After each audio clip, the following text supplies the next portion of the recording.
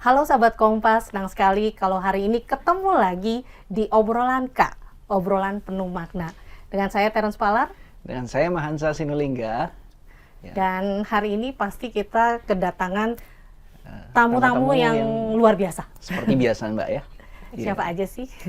Oke, bersama kita di sebelah kanan saya. Kanan.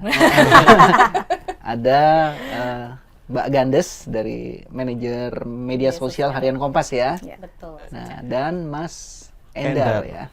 Mas Endar dari Litbang Kompas ya. Dari Litbang Kompas. Oke. Mas Endar di Litbang Kompas ada kekhususan gitu yang biasa diteliti apa gitu?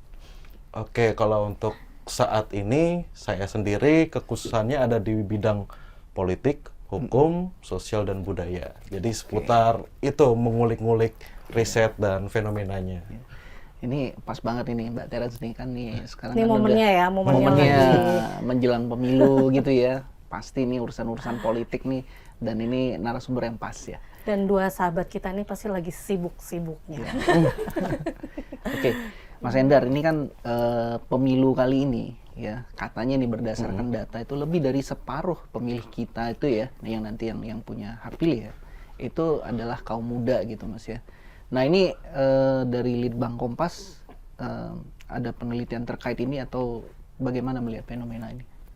Iya benar itu. Jadi kalau kita selama ini dapat informasi kalau pemilu 2024 tahun ini pemilihnya sebagian besar adalah anak muda. Itu benar kalau kita lihat secara pembagian generasi umur, Gen Z dan milenial. Namun kita kan kadang suka kebolak-balik ya, pemilih muda, pemilih mula, itu seperti apa? Apakah sama? Nah, ini mungkin agak berbeda tapi beririsan. Nah, kalau dalam kacamata riset, terutama riset politik, pemilih mula ini adalah mereka yang baru pada pemilu kali ini baru mencoblos untuk pertama kalinya. Dan ini mayoritas berarti ada di kelompok generasi Gen Z.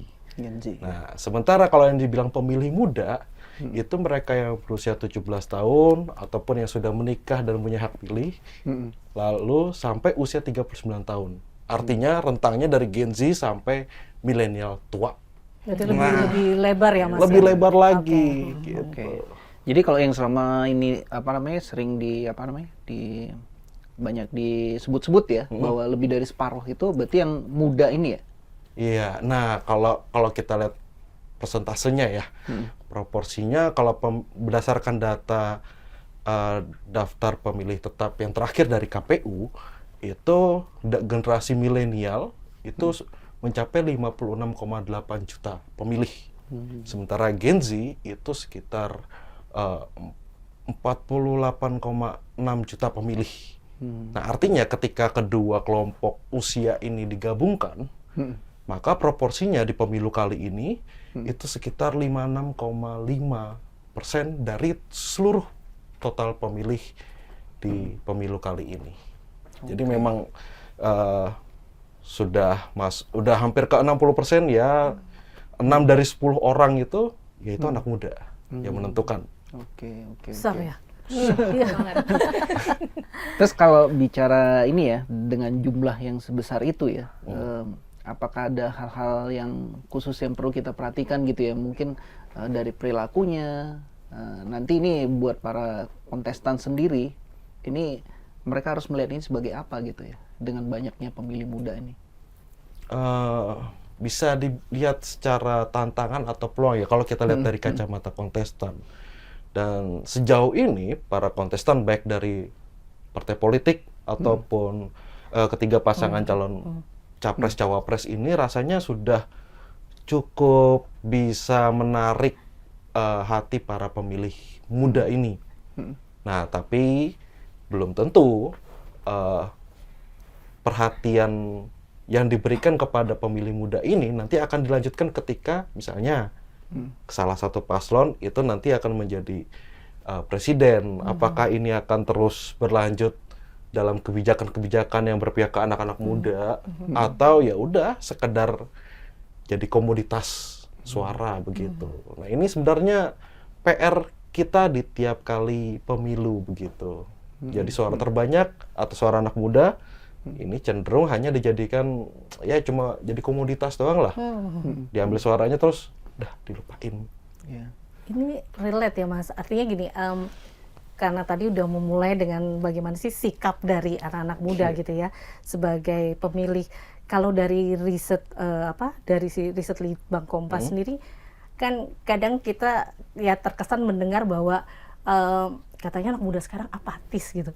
Kalau dari riset Litbang Kompas sendiri gimana? Nah, itu dia. Ini menarik. Kalau kita bilang apatis, sebenarnya nggak juga ya. Nggak juga ya? Iya, karena kalau dari survei yang terakhir itu, pemilih-pemilih muda ini, Gen Z dan milenial ini sudah menentukan pilihannya. Baik partai politik ataupun dari antara ketiga paslon. Cuma tadi permasalahannya mereka ini masih, kalau bahasa zaman dulu tuh labil, atau mungkin masih bimbang lah, galau. Kadang masih suka ikut sana, ikut sini. Nah, artinya ini basis pilihannya itu rapuh. Jadi sudah menentukan pilihan, mereka sudah berani untuk berpartisipasi. Artinya kan juga bukan apatis. Mereka juga sudah mencari tahu sejauh kemampuan dan jangkauan mereka begitu ya. Tapi cenderung bisa berubah-ubah itu dia. Nah, di sisi ini nih sebenarnya ada celah yang bisa dimanfaatkan dalam kontestasi pemilu. Tapi sekaligus sebenarnya ini juga celah untuk terus memberikan edukasi ataupun sosialisasi terkait situasi politik kita tuh kayak gimana sih sekarang. Apa sih yang paling dibutuhkan Indonesia? 2045 tuh Indonesia Emas tuh maksudnya apa sih? Nah, itu harusnya masuk. Berarti mereka itu bukan termasuk ini Mas ya. Kalau saya baca di beberapa survei Litbang Kompas kan banyak menyebutkan kata undecided voters ya. Apakah mereka bisa disebutkan termasuk yang itu atau gimana Mas? Kalau undecided voters itu atau pemilih bimbang atau pemilih yang belum menentukan pilihan, itu mereka yang ketika ditanya kalau pemilu sekarang diselenggarakan, siapa nih partai politik yang dipilih ataupun paslon yang dipilih. Nah, mereka ini memilih untuk belum bisa menentukan begitu. Tar dulu deh, nunggu kampanye selesai kah?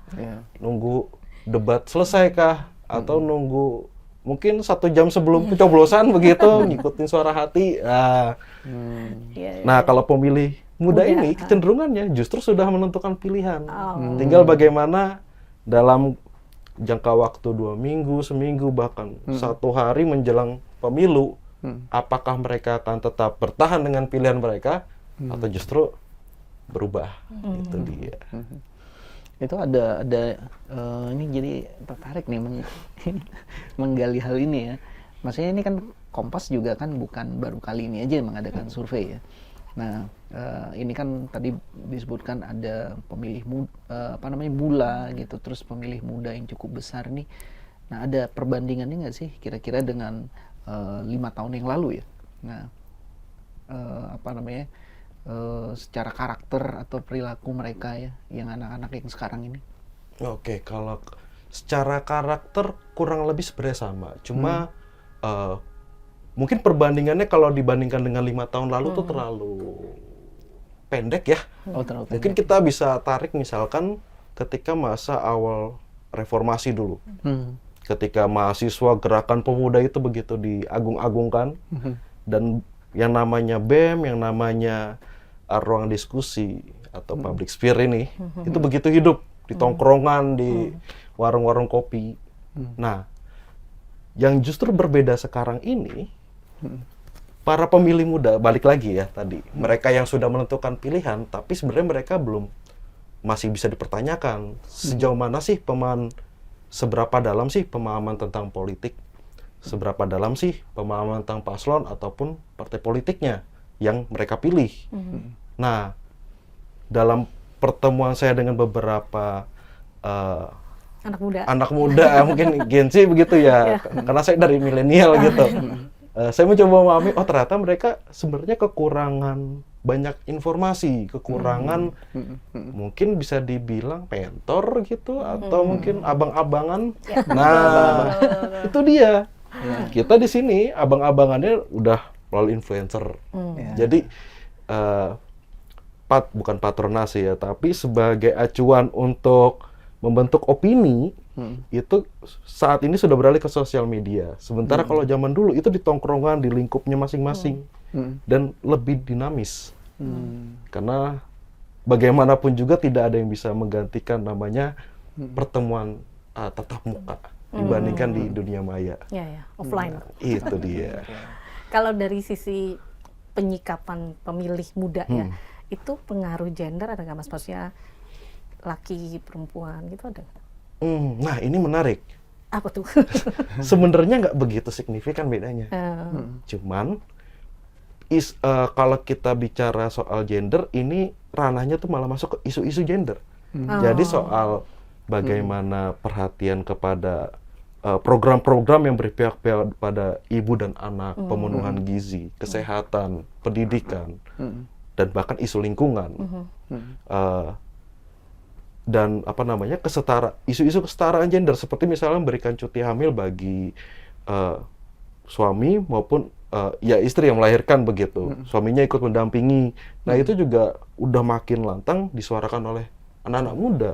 Mereka kan son ya hal-hal seperti itu ya. Justru itu kan menarik. Iya. Jadi kalau kita lihat soal gender, ya tentu tidak begitu banyak beda. Cuma kalau soal isu, nah di sini nih isu-isu itu sudah mulai tumbuh, dan ini tentu hal positif buat ke depan. Ya ini tadi karena Mas Endar sudah menyinggung menarik ya, bahwa generasi sekarang itu bedanya dengan yang dulu itu. Kalau dulu mungkin terpengaruh dengan tongkrongan atau apa gitu, sekarang benar. tuh justru media sosial ya. Media sosial jelas. Nah ini kita kayaknya perlu beralih ke Mbak Gandes ini. Nah ini Harian Kompas itu melalui media sosial itu punya inisiatif ya, movement Muda Memilih. Nah ini kayaknya sangat relevan atau mungkin merespon itu ya. Gimana ini Mbak Gandes, bisa diceritakan sebenarnya apa sih ini gerakan Muda Memilih ini? Oke, makasih Mas Aca, Mbak Laras. Jadi betul, Muda Memilih itu hadir sebenarnya dari temuan-temuan tim Litbang Kompas. Dan sebenarnya nggak hanya di 2003-2024 ini Mas Aca. Sebenarnya Muda Memilih punyanya Harian Kompas itu sudah berjalan sejak pemilu di 2019 gitu, dengan merespon waktu itu masih sekitar 50% itu generasi muda yang menjadi pemilih mula waktu itu, karena kan udah mulai tuh puncak-puncak demografi ya, bonus demografi kan di tahun 2000 Udah mulai di ini ya. 2019-an 2018 tuh udah naik ya gitu. Nah, waktu itu concern di 2019 itu adalah adanya generasi muda cenderung untuk golput.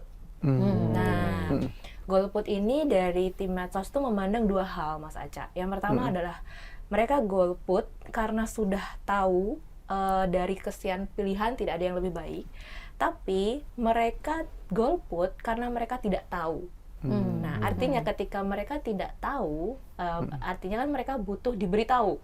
Nah, siapa yang memberitahu kalau bukan kita sendiri gitu. Jadi, nah berangkat dari situ 2019 jalan. Nah, kemudian udah mulai masuk 2023, udah mulai panas ya isu politik. Terus tim Litbang juga sebagai afirmasi bahwa pemilih mula dan muda itu semakin bertambah ya, hampir tadi bahkan Mas Endar bilang ya kalau dibuletin ya bisa aja sampai 60% gitu. Dan saya ingat banget tuh istilah yang digunakan tim Litbang adalah generasi muda berada di persimpangan. Ya kan tadi gamang gitu, galau, bimbang gitu ya.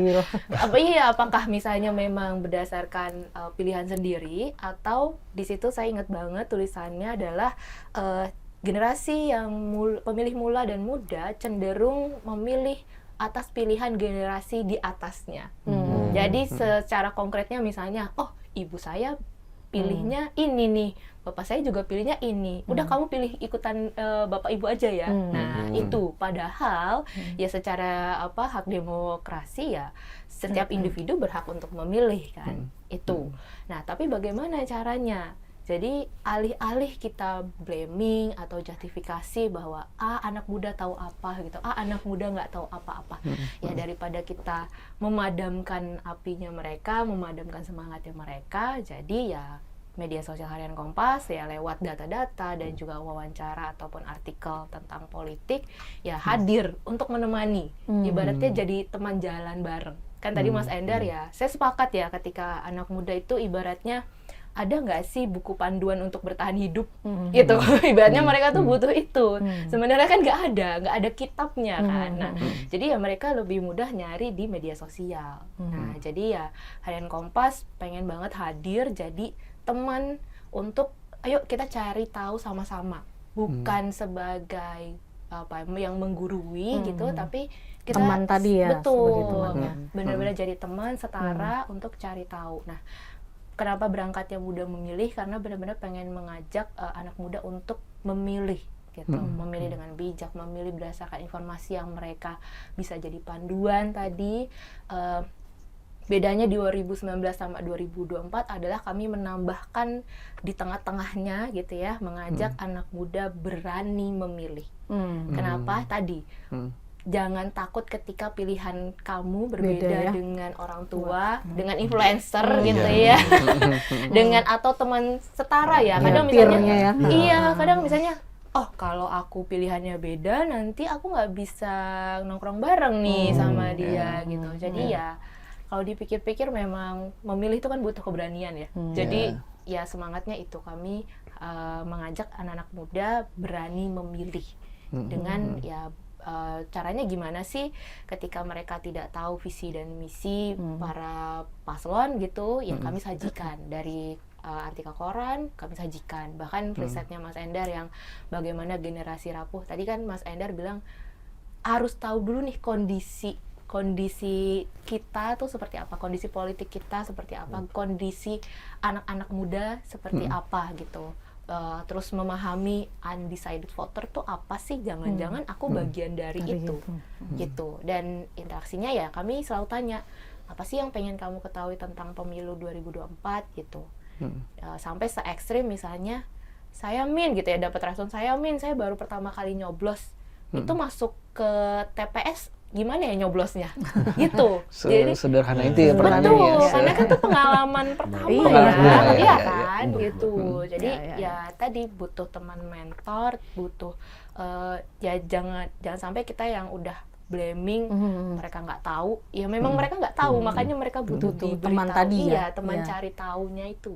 Itu Kalau sih. Mbak Gandes terkait program ya tadi, program Muda Memilih mengenai apa gambarannya menarik Betul. banget tadi ya. Tapi kan mestinya rangkaian kegiatannya beragam ya Mbak Gandes.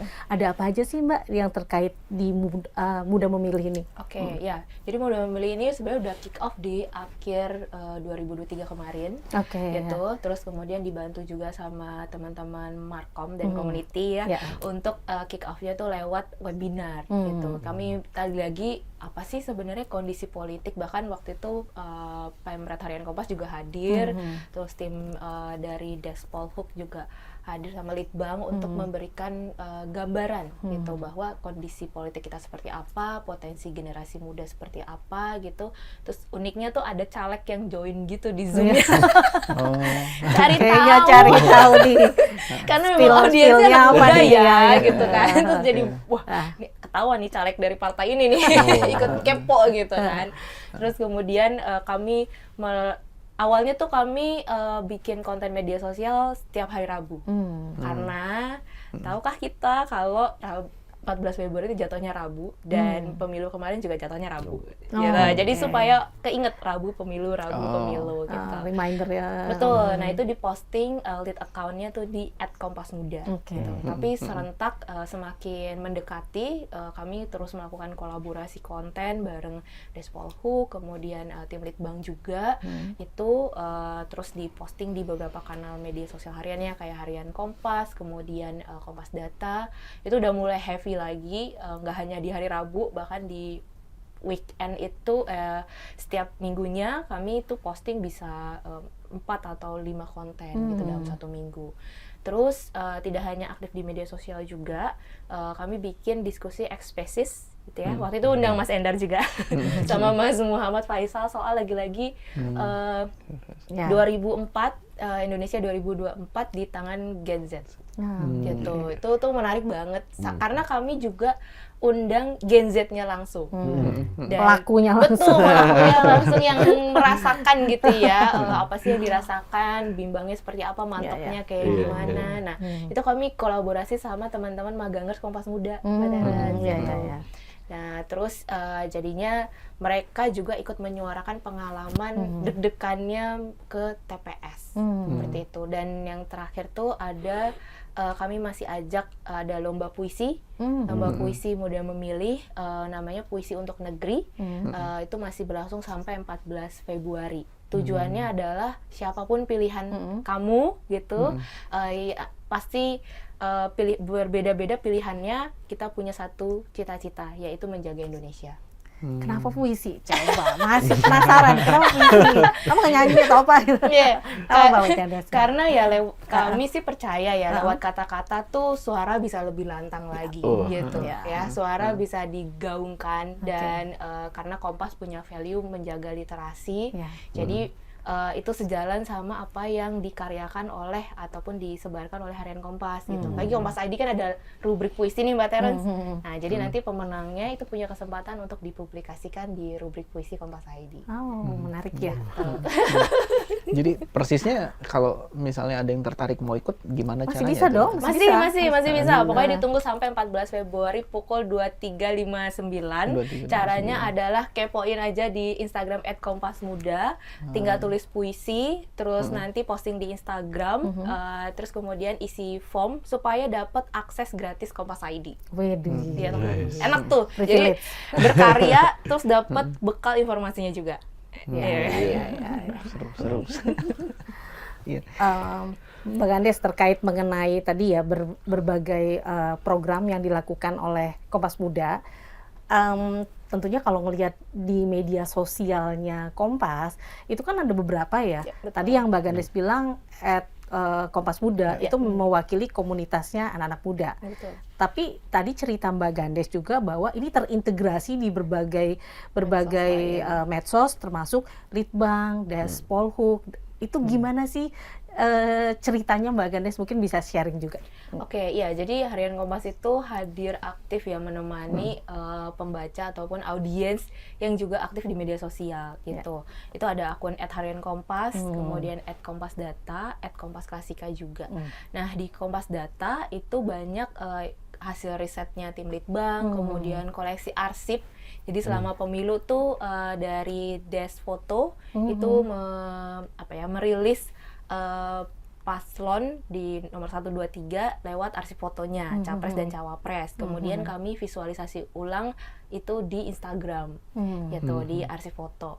Nah, kemudian untuk di output lainnya, bahkan kami nggak hanya untuk kepentingan editorial juga, tapi juga di teman-teman event, kemudian markom dan community, terus ada juga teman-teman marketing, bahkan HR itu kolaborasi sama tim medsos. Jadi kalau ada lowongan magang, loker itu langsung diserbu. Teman-teman markom sama komunitas bikin lowongan volunteer itu paling laris Mbak Terence di Instagramnya Kompas Muda. Itu dan ada juga akun medsos yang berkaitan dengan eventnya Kompas, SEO Forum, Borobudur Marathon, terus kemudian juga produk-produk signature-nya Kompas gitu ya, lewat gerai Kompas, itu isinya merchandise seperti yang dipakai oleh Mas Endar. Wah, merchandise-nya. Ini ada ya? Ada di gerai Kompas, kemudian juga produk buku itu di @bukukompas. Jadi semuanya komplit, termasuk ada Kompas juga hadir di TikTok. TikTok Harian Kompas. Ini benar-benar ibunya sosial media. Dari hulu ke hilir semuanya ada ya. Merchandising, buku. Makanya temannya banyak. Mau online, offline ada gitu ya. Karena kerjanya kolaborasi kan, dan itu menyenangkan gitu. Jadi tim medsos pun ikut belajar bahwa ini cara buat merchandise seperti ini, terus cara promonya seperti ini. Dan oh ya, ada satu lagi, Kompas Institute Mbak Terence. Oke. Jadi kalau cerita-cerita kelas gitu ya, terus bahkan misalnya tim Litbang bikin kelas Iya, iya. soal waktu itu survei kepemimpinan nasional tuh ada Iya, kelasnya iya, iya. juga Mbak Terence Ini ternyata. terkait kan ya Mas Endar ya? Itu kan Iya. terkait ya? Bisa ya? Iya, Oh. itu ada kelasnya. Iya. Itu di @Kompas Institute juga di Instagram. Terus kemudian yang mau tahu soal medsos itu juga ada kelas medsosnya. Copywriting juga ada. Brand loh, semua udah ada ya. Semuanya ya, semua. Pokoknya optimal. Itu juga salah satu keunggulan dari Harian Kompas. Jadi Ya, ya. benar yang disampaikan Mas Aca dan Mbak Terence bahwa ya Harian Kompas juga hadir di media sosial untuk menjangkau audiens lebih banyak lagi. Ya. Gitu. Ini udah bagian dari upaya mencerahkan Mencerahkan ya. seluruh audiensnya Kompas ya. Ya, ini nggak tahu nih, mungkin ke Mas Endar ya, atau nanti mungkin Mbak Ganes bisa ini juga ya. Ya ini kan emang eranya sekarang ya, era medsos itu gitu ya. Dan apa namanya, kalau dari namanya kan media sosial kan dulu kan kayaknya sekedar bersosialisasi ya. Tapi sekarang nih kan kayaknya hal-hal yang ya sebutlah lebih strategis, lebih ini ya, ini bisa dilakukan juga ya. Channel Nah, itu, andalan. ada ininya nggak sih Mas? Itu mungkin gimana ya? Apa ya? Maksudnya saya perilaku generasi muda sekarang ya dalam bermedsos gitu ya. Ya apalagi ini untuk yang politik ya. Nah, itu menjadi salah satu sumber juga ya. Sumber pendidikan atau apalah ya. Sarana komunikasi untuk menjangkau anak muda ya berarti ya. Medsos itu ya. Ada datanya nggak itu atau surveinya? Kalau itu kan kita bisa merujuk ke baik dari survei yang kami lakukan maupun dari biasanya itu kalau di luar itu dari We Are Social. Nah, di situ kan kita bisa lihat seberapa besar penetrasi internet di Indonesia, lalu juga seberapa lama durasi penggunaan media sosial, lalu usia berapa saja yang menggunakan. Sudah jelas ini memang eranya sosial media. Cuman ya seperti itu. Apakah itu bisa benar-benar efektif untuk menjadi sebuah sarana untuk saling mengedukasi, saling membantu, saling mencerahkan? Itu akhirnya kembali lagi kepada si pembuat konten maupun si pembacanya ataupun penikmatnya. Nah, di sini memang lagi-lagi pilihan selalu akan jatuh pada masing-masing individu. Masing-masing individu Gitu. ya. Nah, ini kan apa ya, apa namanya, yang sering ini kan juga ya dari apa ya, Kominfo lah ya gitu, karena ini kan apa, medsos itu kan sangat rentan, sangat rawan dengan hoax gitu ya. Ya apalagi di era sekarang ini kan ya sangat banyak ya. Nah, itu gimana Mbak Ganes melihat ini? Apakah kalau dari medsosnya Harian Kompas sendiri, apakah ada kayak semacam, nggak tahu apakah edukasi atau bagaimana untuk menangkal hoax ini ya, terutama kalau ini menyangkut apa namanya, politik kan jadi ini ya. Miminnya udah ini ya. Jangan sampai kena ninu-ninu ya. Oke, ya itu menjadi satu isu yang sangat kami perhatikan sih Mas Aca, soal maraknya hoax gitu, disinformasi, misinformasi. Nah, di Harian Kompas sendiri tentu informasi yang kami bagikan itu mengikuti apa yang sudah dikurasi oleh tim editorial maupun termasuk Litbang gitu. Jadi, dan kalau kita perhatikan secara detail, kalau di akun medsosnya Harian Kompas itu pertama selalu mencantumkan sumber, kemudian bahkan kredit foto aja kami masih terus pertahankan gitu ya, sebagai apresiasi, dan juga tadi sebagai bukti copyright bahwa itu punyanya Kompas, itu yang pertama. Terus kemudian bahkan kami tuh menjaga netralitas juga di media sosial, entah itu misalnya ketika kami bikin recap debat gitu ya, porsi foto paslon 1, 2, 3 itu ukurannya sama, presisi. Harus. Jadi jangan sampai ada yang lebih besar atau lebih kecil gitu. Dan posisinya itu harus setara, atau kalau perlu ya merujuk pada foto resminya KPU gitu. Jangan sampai yang misalnya perkara harusnya ada peci jadi nggak ada peci dan sebagainya. Senyumnya yang satu senyum-senyum tapi yang satu cemberut. Nah, itu kami memikirkan sampai sedetail itu. Terus kemudian juga jumlah foto. Jadi kalau misalnya dalam satu hari hanya naik salah satu paslon itu nggak bisa. Jadi kalau satu hari ya tiga-tiganya harus naik. gitu. Ya, ya, Dan ya, kalaupun mau pada saat rekap debat, walaupun nanti misalnya di di sesi debat kan kadang suka ada yang paslon nomornya nggak urut ya, misalnya mana dulu terus baru ini. Nah, tapi kalau di media sosial kami tetap postingnya urut karena itu sudah resmi dari KPU gitu. Jadi jangankan menjaga kredibilitas ataupun sumber konten, nah memunculkannya pun kami Tetap sangat ya. menakar gitu, sangat menakar gitu supaya benar-benar menunjukkan independensi sama netralitas tadi.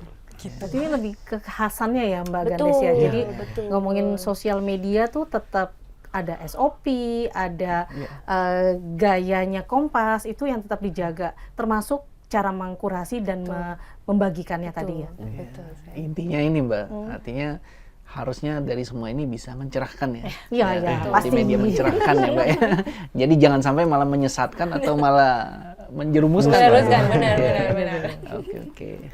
Gimana Mbak Terence nih kalau mau Kulik terus. Dikulik terus nih banyak nih menarik ya. Padahal Mbak Ganis tadi udah spill, udah banyak banget produknya. Ada merchandise, ada lip balm, ada waduh. Mas Aca gimana? Kelihatannya waktu kita sudah sayang banget. habis ya. Mungkin nanti lain kali nanti kita bisa hadirkan lagi dengan pembicara-pembicara lain yang lebih menarik ya. Ya ini topik yang sangat sangat relevan dan sangat penting ya. Jadi anak muda tanggal 14 ya. Jangan sampai lupa memilih ya. Ya, bangun pagi, bangun pagi. Benar. PR. Karena udah siap punya pilihan tapi telat bangunnya udah tutup Sayang ya. TPS. Iya. Nggak boleh mager ya. Apalagi ini pertama kali mereka memilih kan. Oke. Ya. Oke, Mbak. Oke, sahabat Kompas, sepertinya obrolan kita seputar muda memilih bukannya diberhentikan, tapi mungkin the next-nya kita pasti akan ada topik-topik lainnya ya, yang bisa jadi narasumbernya juga pastinya juga bermanfaat buat seluruh sahabat Kompas. Oke, sahabat Kompas, menarik sekali obrolan kita hari ini mengenai pemilih muda, dan tentunya berikutnya akan banyak juga narasumber-narasumber yang tentunya juga bisa memberikan inspirasi, mencerahkan buat audiensnya Kompas. Saya Terence Pawar, ada Mas Endar. Dan Saya Mbak Gandes. Dan saya Mahansa Sinulinga. Kita bertemu lagi dalam episode-episode obrolan berikutnya. Sampai jumpa. Ah.